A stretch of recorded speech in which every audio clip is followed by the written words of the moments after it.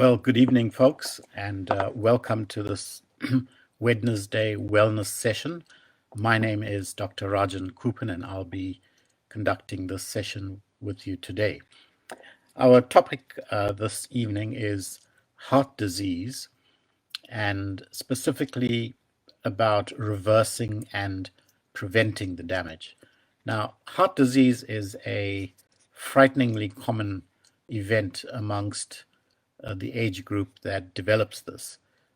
And the numbers are so shocking, especially amongst the Indian communities around the world, that it warrants us to understand some in-depth aspects about how we can reverse the damage for those who have had an event and how to prevent any future damage or, in fact, developing heart disease.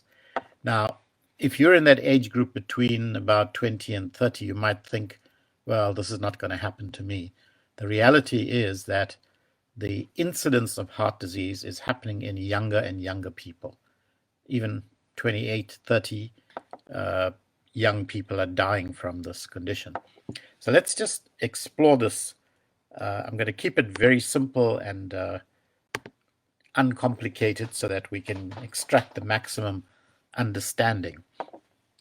So this particular seminar, we're going to cover aspects relating to what is heart disease, the epidemic that is heart disease, the different forms of heart disease, how does heart disease develop, and preventing heart disease and reversing the damage of heart disease. So these latter two are the ones we're going to be focusing on more intently. But by way of introduction, we'll cover these other areas just to give it perspective. So heart disease or cardiovascular disease will generally refer to conditions that involved narrowing or blocked blood vessels in the heart muscle. And this can lead to a heart attack, chest pain, or angina, or even a stroke if other blood vessels in the brain are involved. There are other heart conditions, such as those that affect your heart muscles, the valves, or the rhythm of the heart. That's the electrical component. These are also considered forms of heart disease. We'll be focusing today specifically on the heart disease that affects the coronary arteries, resulting in heart attacks. We'll be focusing on recovering from bypass surgery and what bypass surgery is, and then preventing future coronary artery disease. So this applies to people who've already had an event and also those that are at risk for developing coronary artery disease. What can be done about this? So a quick overview. Heart disease is considered a world epidemic. An estimated 7.4 million deaths are due to coronary heart disease and about 6.7 million due to stroke. This is a World Health Organization figure. So the forms of heart disease, we can have what is described as coronary artery disease. So the word coronary means referring to the heart, and artery meaning the blood vessels that supply oxygen to the heart muscle. Remember, the heart muscle is a constantly active muscle. It doesn't stop unless you're dead. But the artery supplying the heart muscle, that becomes diseased. As a consequence of that narrowing of the artery, we have a reduction in blood flow to the heart muscle, and that pain, the lack of oxygen and blood supply to the heart muscle, is called angina. And typically it's experienced as chest pain, which can radiate to different parts of the body like the neck, the left arm, the back, and so on. We're also going to be looking at re-narrowing of stents or the bypass. So if you've had the misfortune of having bypass surgery where the arteries are so blocked that they cannot be opened up by a stent, that's called a bypass. So a vein is taken from some area in your body, usually the legs, and it's basically sewed onto the open end of the arteries, in effect creating a bypass. A stent is an artificial device. It's a kind of a coiled spring that, when deployed, opens up and it pushes the artery open. This is used for milder forms of the heart disease where there's maybe 1, 2, 3 arteries that are narrowed, but not enough to warrant a bypass.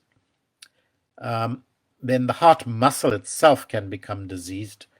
For example, post a heart attack, a part of the muscle dies off. So this is called myocardial infarction. And that part of the muscle cannot recover. And so the heart is left with a kind of a version where a part of the muscle is not actually alive and contracting like the rest of the muscles. It can produce all different sorts of rhythm problems as well. Cardiac valve disease. So this is another form of disease where the valves that separate the atrium and the ventricular chambers become diseased from infection, etc. And then altered rhythm. So this is the electrical side of the heart problem. We will be looking at the first 3 at this point. So how does heart disease develop?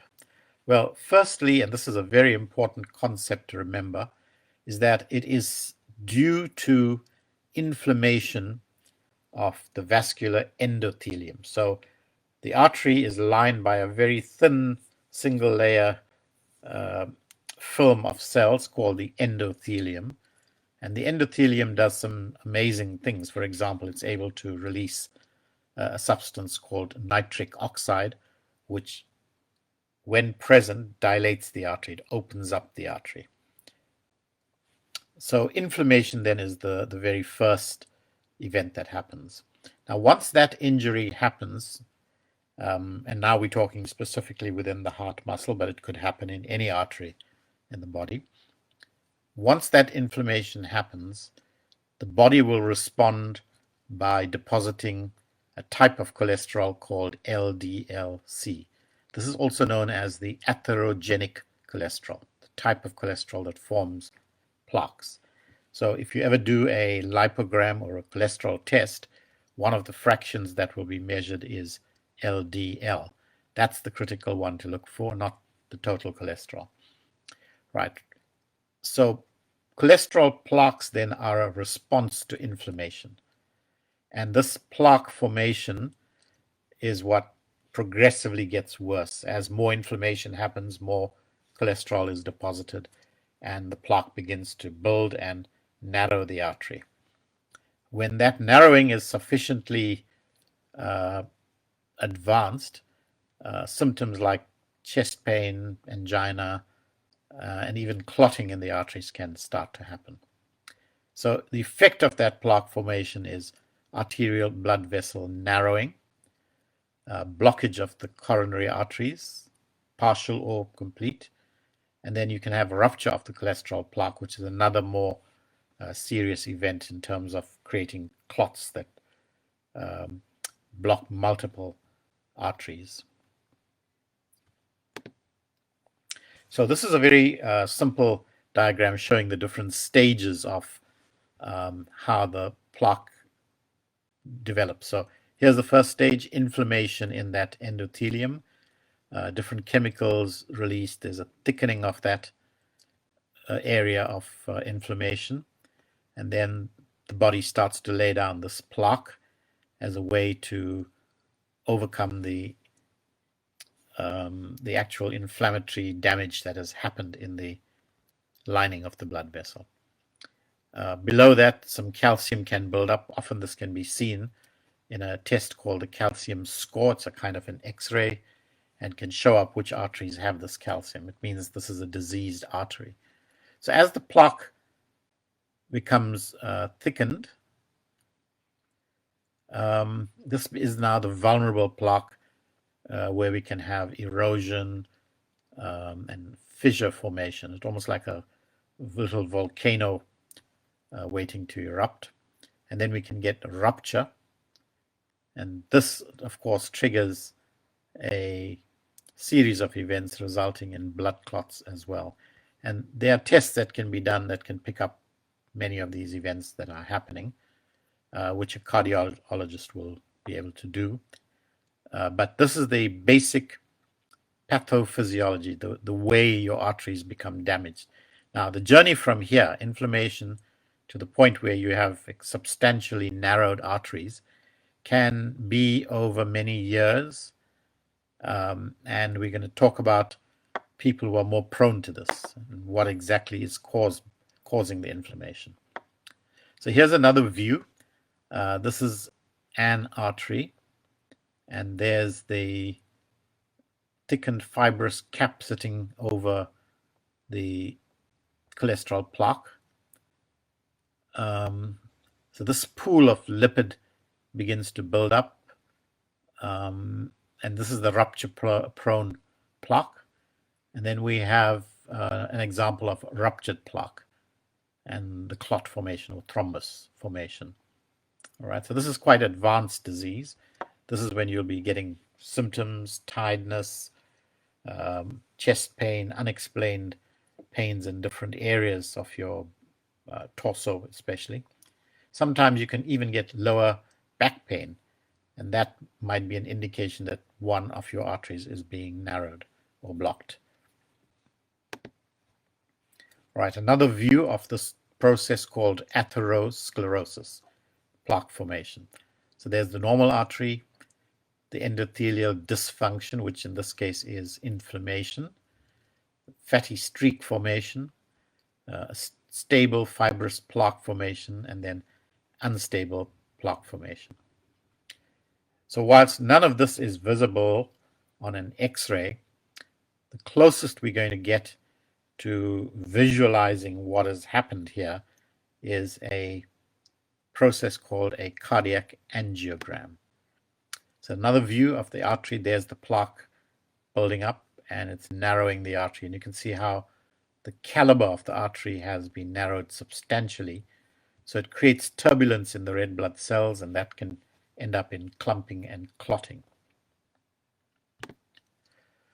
All right, so these are views of the heart. So this is a normal heart and the artery. So these are the coronary arteries and their branches supplying the different parts of the heart muscle. There's an expanded version. You can see that the artery is well dilated. Artery wall is normal. Blood cells are flowing through that easily and effortlessly. Now, in a diseased coronary arteries, there's plaque buildup. So there's a section we're looking at now. The plaque is building up. It doesn't always have to build up symmetrically like that. It could be one side or both sides, and also at different lengths of the artery. Now, this is what an angiogram will look like, and essentially, this arrow is showing where the narrowing is. So this is a contrast dye that is passed into the blood vessels, usually from the wrist or sometimes from the groin, and it images the arteries within seconds. So where it is filling up like that, that's a normal artery, and that kind of dead patch there is a sign that that artery is blocked at that point. Okay, so what then creates this increased cardiovascular risk? What are the things that we need to look out for? So the first is type 2 diabetes. If you're a type 2 diabetic, or you're coming from a family that has type 2 diabetes where one or both parents are diabetic, brothers, sisters, then you have a very high risk of developing diabetes. So with one parent diabetic, your risk is 26%. If two parents are diabetic, your risk goes up to 42%. So it's now known that type 2 diabetes lends itself to lipid disorders and then consequently narrowing of your coronary arteries. So this is a very big one to watch out for because it is such a intense incidence amongst the Indian populations of the world. The next is this high CRP. So CRP stands for C-reactive protein. It is a kind of a marker that tells us that you've got inflammation going on in your body. Now, when it is in its early stages, this inflammation is not felt in any way, yet the damage is happening. So this is something that we have to watch out for, because diabetes causes the high blood sugar. Untreated diabetes or poorly controlled diabetics, they will tend to have a higher than normal CRP. And this is a kind of a blood test that we can use to identify that this process is happening already. But suffice it to say that if you are diabetic, you have a very high risk of developing coronary artery disease. Now, this inflammation is also caused by obesity. So when you're carrying excessive abdominal fat, the fat behaves as an inflammatory tissue, and that inflammation soon is observed in the coronary arteries. The metabolic syndrome, so this is a condition where you have a sluggish metabolism, often insulin resistance, obesity, low thyroid function, abnormal cholesterol patterns. And they all result also in this inflammatory process. Age, race, and gender, well, commoner amongst males, definitely commoner amongst the Indian populations of the world, but still a big risk in the other race groups as well. Smoking and a sedentary lifestyle, both of these lead to more and more inflammation in the cardiac arteries. A prior cardiovascular event, so if you've had an event before, then your risk for a second wave of narrowing arteries, reblocking of the stents or the bypasses. So on average, if a bypass is done or a stent, it can stay viable and open for about between 6 and 7 years. After that, the risk is quite high that it will block up or narrow again from the cholesterol. Hypertension is also a risk factor for cardiovascular disease. And then we have lipid disorders. So this is the big one that, in a sense, the cholesterol doesn't cause the heart disease. It is the inflammation that triggers the event that results in cholesterol being deposited. And so when we look at your lipid profile, we're looking for this LDL and the triglycerides. Total cholesterol doesn't tell you anything about what your cholesterol is about. So why would the cholesterol go up? Well, cholesterol is a nutrient in the body. It is actually manufactured in the liver, and it is used to make all your steroid hormones in your body. Estrogen, progesterone, testosterone, cortisol. And so when you become stressed and you experiencing stress in a sustained way over long periods of time, then the LDL goes up. And remember, this is the atherogenic cholesterol. This is the one that creates heart disease. The triglycerides also can go up, and that combination is what is going to end up in cholesterol plaques. So this is a kind of a bird's eye view. So smoking, obesity, diabetes, hypertension, if you've got insulin resistance, which is this metabolic syndrome, and you live a very sedentary life, stress being one of the biggest ones, right? Turns out that the type of stress that precipitates a sudden event in your body, a sudden heart attack, is in fact the emotion of hostility, anger and hostility. So if your everyday life is engaged with an angry response to things, whether it be people, events, circumstances, or if it is coming from a hostile emotional, mental attitude to something or someone, that puts you at very high risk for a sudden clotting in the arteries or a sudden spasm of the arteries. Remember that these arteries have around them smooth muscles which can go into spasm. and it suddenly cuts off the blood supply. Once the blood supply is cut off, whether completely or partially, the cardiac muscle begins to die within a short couple of minutes, and that is what is felt as the extreme pain, and largely the treatment at that point is to try and prevent or limit the damage. There's a whole protocol for that, but that is what the cardiologists will do. So this particular slide is just highlighting your risk. Where are you in terms of developing this disease, taking into account your age? The older you get, the more likely this is about to happen, and if you're diabetic especially. Right, so we've spoken about the smoking, kind of fast foods all lend themselves to inflammation, the type of oils that are used, the gluten in the breads and the rolls, all of these are inflammatory kind of proteins. And of course, obesity. Right, so all of these are treatable, reversible conditions, and they need to be, we need to pay attention about this so that we don't, in fact, end up with the problem of heart disease. Right, now how do we manage and reverse the damage? So there's three big principles to pay attention to. One is, how do we reduce the inflammation? Remember, this inflammation is not happening only in your arteries. It's happening in the soft tissue, it can happen in your joints, it can happen in your muscles, wherever the inflammation is happening. But we are interested in reducing the inflammation within the arteries of your body.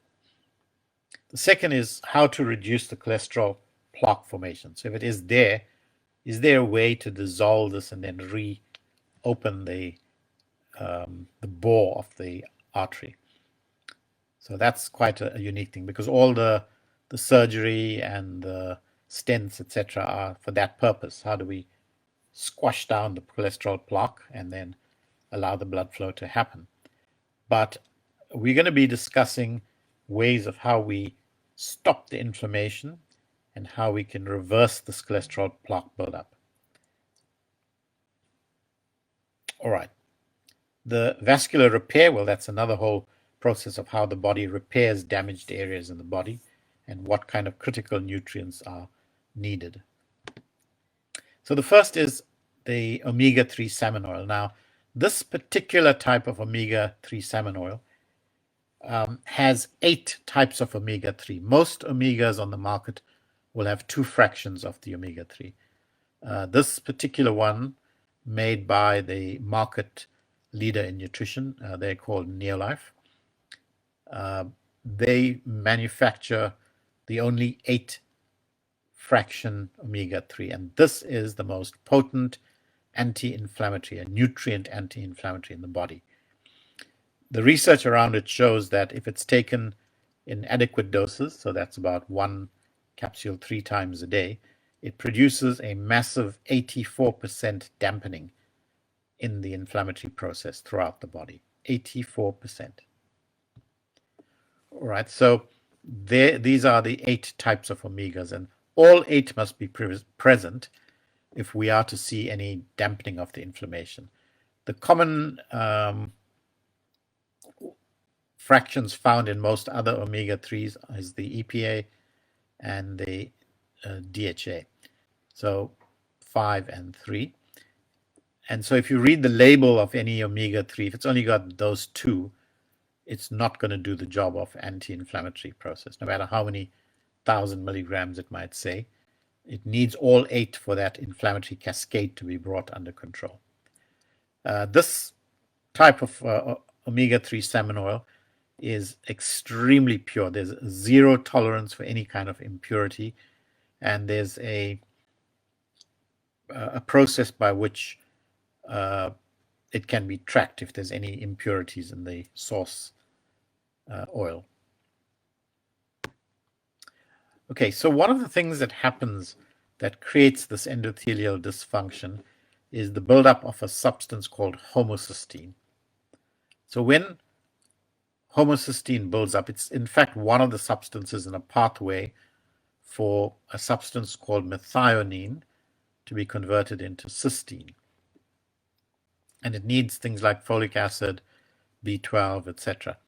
Now, if this buildup is happening as a result of B12 deficiency, folic acid deficiency, etc., then the higher levels of homocysteine result in this inflammatory process in the endothelium, the lining of the artery, and there's some suspicion that it may also contribute to thrombosis, clotting within the arteries. Right. So to prevent this and to, in fact, break down the actual cholesterol plaque, this methylation cycle is very critical to happen. And we can see that there's quite a large number of nutrients needed, including magnesium, B12, folic acid, B6, betaine, glutamine, glycine. So all of these are critical in this cycle. And so if these nutrients are deficient, the plaque formation in the artery accelerates. So in a way, if we measure your homocysteine levels in your blood, it can almost be predicted that if that level is high, you're going to be more prone to this plaque formation within the body, the arteries rather. So the substance that was developed to deal with this entire methylation cycle is called lipotropic adjunct. Now, a simple way to think about this is that it is a coronary artery cleanser. If you already have plaque building up or know you've had plaque there because you've had a bypass or a stent. Remember, the stent and the bypass only deals with the arteries that are obviously affected. You may have this plaque building up in the arteries in your brain, in other parts of your body, like in the iliac arteries, as you would often see in diabetics, the small blood vessels of your feet. So this lipotropic, if it's taken consistently, it literally dissolves the plaque and gradually causes the caliber of the artery to improve more and more. So as the plaque is dissolved and turned back into soluble cholesterol, the arteries and the blood flow are all enhanced. And so this is like quite a impressive kind of nutritional approach to chelating this plaque out of the arteries. So there's some of the nutrients that are in it. It's all those nutrients that we spoke about, the B6, the folic acid, the B12, the choline, inositol, betaine hydrochloride, the bioflavonoids, and hesperidin. All of these are in this, and the dose for the lipotropic is 2 tablets twice a day. All right, so inositol is one of these nutrients that are in the lipotropic adjunct, so also known to counteract depressive symptoms. Sometimes can be used in cancer treatment and can improve weight loss, enhances liver detoxification when combined with choline. But the most important is that it helps improving blood circulation. So the artery dilates, can promote sleep and also relieve anxiety.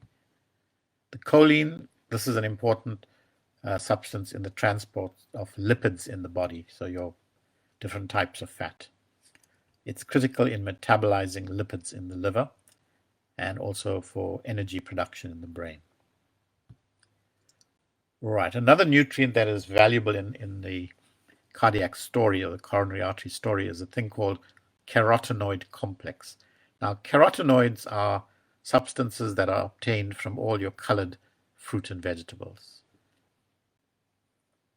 And the complex, which is in an organic form, one of its major benefits is that it's an antioxidant. It prevents the cholesterol from oxidizing and becoming inflammatory. Right, and so it also assists in the promotion of heart health. And yeah, so its other big benefit is that it boosts the immune process. So if you take carotenoid complex in this organic form for about 20 days, your immune capacity improves by about 30%. This is an extremely valuable nutrient to know about during these viral and especially the COVID pandemic. Overall, a powerful immune booster, also cancer protective. Right, so the benefit of the carotenoids is that it prevents oxidation of cholesterol, prevents the development of the LDL-C, this is the bad cholesterol, reduces atherogenesis, that's cholesterol plaque formation. Right, so why a carotenoid complex? Well, it's drawn entirely from nature's organic whole food sources, things like carrots, tomatoes, spinach, red bell peppers, peaches, strawberries, apricots. And it delivers the density and diversity of carotenoids that the body needs to thrive. There are, in fact, 5 types of carotenoids. We won't go into that now, maybe in another time. So this particular organic carotenoid has proven bioavailability, meaning how much of the carotenoid actually gets into the blood and to the cells. That's the concept of bioavailability. Most synthetic nutrients have a very low bioavailability because they don't have the carrier molecules to transport them past the gut and into the blood and to the cells. So the trials that were conducted by the US Defense showed that this was an easily and efficiently absorbed form of carotenoid. Vast difference in bioavailability compared with synthetic carotenoids, and increased levels within 6 weeks. So a very pure, highly bioavailable form of the carotenoids. Also really excellent for smokers, by the way, and your eyesight. So the way it is prepared is that it's encapsulated in an oxygen-free, low-temperature environment, maintains its high potency, it enhances the bioavailability, and it guards against oxidation. And there's this astounding thing about improving our immune function within 20 days by 37%. Right, garlic is also known to have its benefit in reducing cholesterol. So garlic allium is in a tablet form, doesn't have that odor. And its major benefits are that it prevents platelet aggregation. So platelets are a type of substance in the body, in the blood, that's responsible for triggering clotting. It can also lower the disease-causing cholesterol, that's the LDL. Right, vitamin C is also a profound nutrient. This is an organic vitamin C. Each tablet is like 6 oranges with the water extracted out. So can lower the cardiovascular risk by 31%. Also lowers the risk of cancer, but it must be in the bioavailable form. So your synthetic vitamin C, the ascorbic acid you buy, most of it doesn't absorb. It's in your stool unabsorbed. Right, so there's the range of things that are nutrients that can be used. These are not drugs, these are nutrients, and they work with the body's mechanisms and enables the body to reverse things. So what we would suggest is that these two, the omega-3 salmon oil and the lipotropic adjunct, these are a must if you're diabetic, if you're overweight, if you've already had heart disease as in a bypass or a stent. These two will transform your life. Literally, we have seen patients cleaning up their arteries with this oral treatment. And then if you want, you can add in some of these other things, and this is more preventive. But these two here, the omega-3 salmon oil plus and the lipotropic adjunct, are the two that I would recommend as your way of preventing and reversing existing cardiac disease, coronary artery disease. So to obtain these supporting nutrients, you can go to this link. And if you go to shop products, look for the category heart health and select your lipotropic and the omega-3 salmon oil 90s, and they will deliver it to you. If you're having problems with that, you can call this number to place the order, and it'll be shipped to you within about 2 or 3 days. So please share this information with the people or family that you may know who already have existing heart disease, whether they've had bypass surgery, etc. The good news is that these nutrients can be used even though you are on other drug medication. But what you're really doing now when you start to introduce these kind of cardiac nutrients is that you are slowly reversing the damage that has already happened, and you're slowly preventing any future disease. If you've had a bypass or if you've had a stent deployed, then this is a critical thing to ensure that your stents don't become blocked up again, that your bypass doesn't become blocked up. And as I said earlier, if you are diabetic, you should in fact take this as a precaution. You can't really evaluate the cost of your heart health, because once the spiral starts to traverse downwards, it's a very, very touch and go kind of situation. And of course, the other big components of preventing heart disease is shift to a more plant-based diet, plant-based eating, and ensure that you're getting more exercise. Those two are the lifestyle changes that can make a very big difference. The stories about cholesterol-inducing foods and so on, much of that is not technically true. Really, the driver for heart disease is inflammation coming from multiple sources. So stress and hostility is a big one. Smoking, being obese or carrying extra fat in your abdomen. All of those are the kinds of things that are driving this low-grade inflammation. So it is inflammation that is the real killer for heart disease. It's really the thing that drives the underlying reason why heart disease, in fact, even happens. So many things to change from a lifestyle perspective. If you can put that into place, that would be an awesome thing. And as I said, the two things that you're going to want to use will be the omega-3 salmon oil and lipotropic adjunct. Now, the question often comes up from our patients, how long do I have to take this? Well, it's like saying, how long must I put petrol into my car if I want to drive it? Well, you'll keep putting in the petrol if you want to drive that. If you want to prevent the reasons why your arteries are narrowing ongoing, then these are the two things you will take ongoing. These are nutrients. They should be in our diet, but unfortunately the food chain is very defunct of nutrients.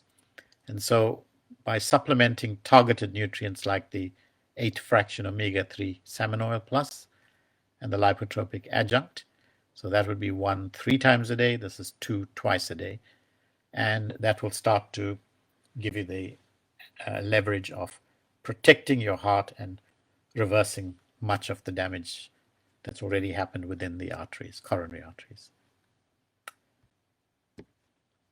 Okay, so there's that link if you want to write that down. If you're having difficulty ordering it online, they usually deliver it to you. Call this number. This is our room's number, and one of our staff will be able to help you with placing this order and receiving it. Now, if you want any help with your condition, be it diabetes, obesity, polycystic ovarian syndrome, any of these metabolic diseases that lead to the heart disease, then we do offer online Zoom consultations. If you call that number and make arrangements, we can send you a Zoom link, and we can then have a look at your current situation and work out what you would need to support your condition.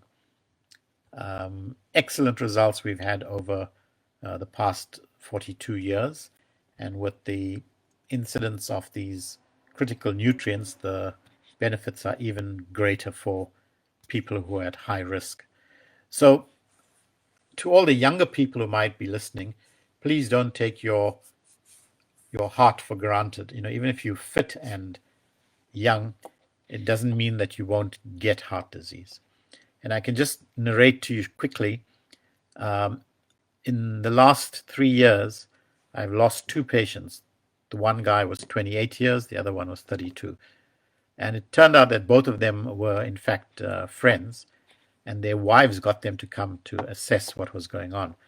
And we picked up all the markers that they were heading for a severe form of heart disease. And both of the 28-year-old chose to ignore this and just said, this is a lot of bunkum. And unfortunately, within a week of that appointment, he died at his steering wheel. The second guy, the 32-year-old, also didn't think that this was very important. He was in the gym on the treadmill and he dropped dead. All right. So we do know how to figure out whether you're heading for this kind of cardiac disease or not. And we're addressing this to the younger people. And even if you're up to 30, 35, 40, it warrants some way of checking, how is my heart in the right zone. And much can be done with lifestyle changes and these coronary nutrients that can protect you substantially. So please do not take it for granted that you're not going to be one of those that won't have heart disease. The numbers are staggering. And we don't know, of a group of people, let's say all the people listening to this webinar, it could be on average about 40% of you would be already in that zone of developing cardiac disease. Diabetics, much higher risk, so please be aware. All right, so you can contact us here if you want to arrange a live consultation or a Zoom, depending on where you are. That's an email contact you can use to communicate with us as well. Well, I hope you've enjoyed this information. So we're hoping to present at least 2 times a month on a Wellness Wednesday, different aspects relating to insights about how you can secure your wellness and your health and prevent the disease. In the days that are of the COVID pandemic, we've come to realize that the people who were subtly sick, in other words, they already had chronic disease, they were the people who died from this COVID infection. And so your chronic disease status is a ticking time bomb. If you don't have any chronic disease, great. We need to maintain it and to sustain that. But if you do have chronic disease, there are many, many strategies available, not only drugs, strategies to reverse much of what is going on. And all it needs is your commitment, your interest in putting these strategies into place. They're not complex to do, but such profound benefits from it.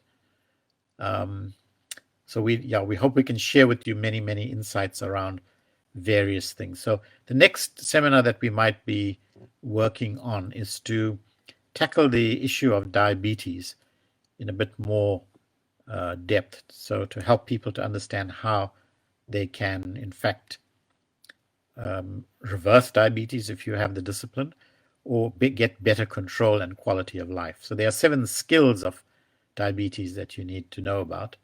And we'll share this with you in maybe 1 or 2 sessions so that you can adequately get to grips with how to take charge of your health.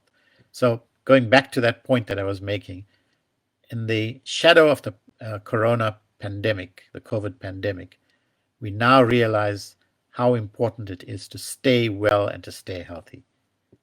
As soon as you drift into the disease band, you are already at risk. There's not too much that can be done if you don't do something now.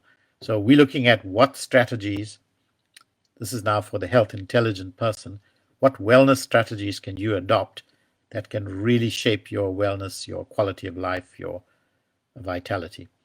All right. So hoping that you'll benefit from these in the coming weeks and months. So there may be a little ad that gives the information about the lipotropic adjunct and the omega-3 salmon oil, but we've already given you the link. You can go to that link to try and order that, or call this number and place the order. All right, thanks folks. Thanks for taking the time to listen. Hope you have enjoyed it, and if you want to communicate anything, you have our contact details. There's the email, and that's our telephone number. Great. Good evening, and thank you very much for your presence.